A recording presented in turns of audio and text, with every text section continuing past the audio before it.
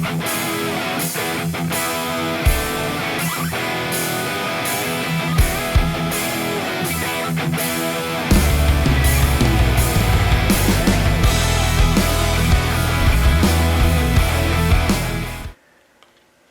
to the channel, everyone. Today, another upgrade to the engine run stand here. Just installed a Innovate Motorsports dual O2 sensor kit. You can go check that video out. I got one more thing I'm going to add to it. I'm going to add this Autogauge by AutoMeter vacuum gauge, and I guess Autogauge is AutoMeter's economy gauges or something. I don't think it's going to matter. It's just a vacuum gauge. So okay, so I got everything out of the box. They send you vacuum line. The reviews that I've seen, that people don't seem to like this, but you know, any vacuum line is probably going to work. I might try that because we have it. We'll see what happens. It comes with a very cheap, this is very thin, very cheap holder for the gauge. Looks exactly like the VDO gauge pod that I got for my oxygen sensor. You know, got gauge, of course, and then you got really 3 hookups for this gauge, and you got a black wire for negative, red wire for positive. If you want the light to work, if you don't need the light work, and all you need to do is hook up the vacuum to that right there. And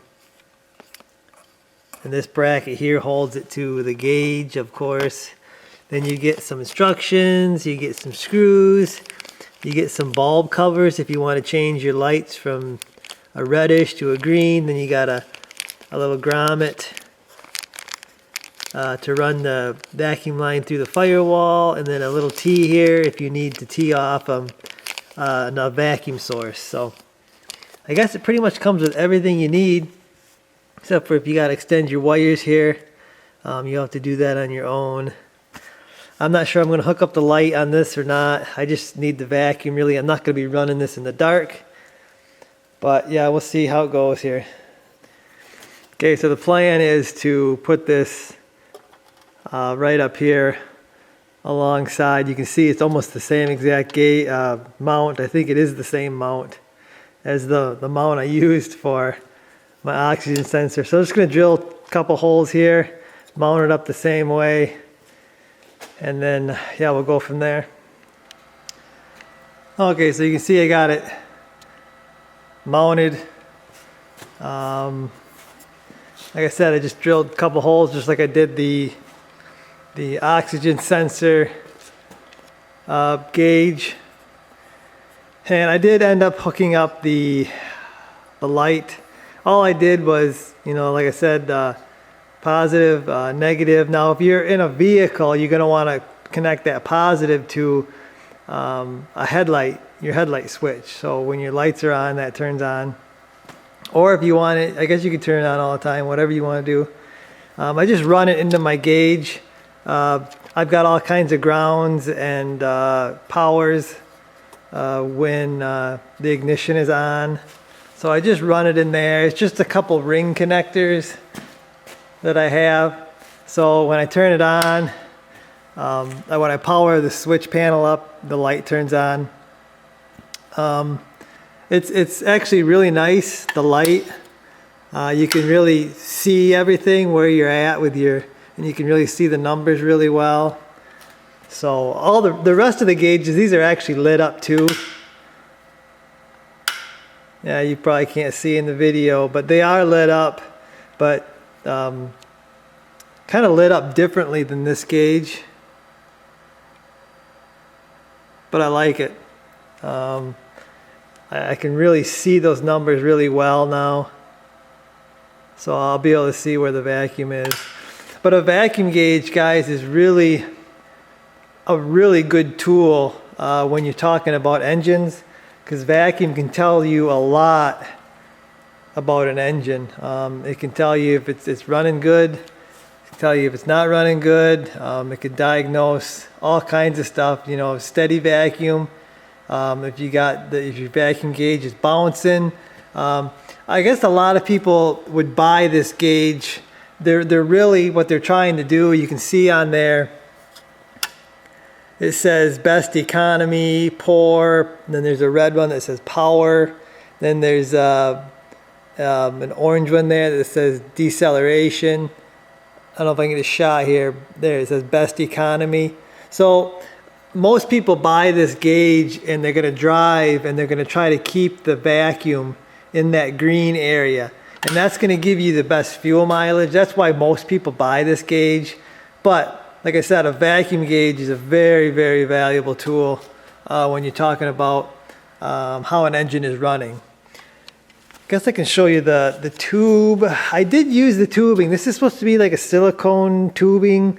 It's got a few kinks in it already. Hopefully that don't affect the performance. We'll find out. I've got some regular black hose that I can use if this doesn't work. But I used the whole thing. I didn't trim it up because this is an engine stand, so the vacuum source might come different places, different motors. So I got extra length here. I did end up going to the carburetor on the Edelbrock. This higher one, or this lower one, I mean, over here should be full vacuum all the time. I wanted to go to this gauge, or this port right here, because this is right out of the intake vacuum. So I wanted to go to that one, but this hose is not big enough, and it doesn't seem to stretch very good. So I didn't want to stretch it over. This port's a little bigger. So if I had my rubber hose, I think I could have moved it over or slid it over that, but that should work fine. Getting the vacuum off the carburetor should be all right. So yeah, I guess I can maybe fire this thing up. We'll see how the gauge works. And then we'll, I guess, end the video here, I guess.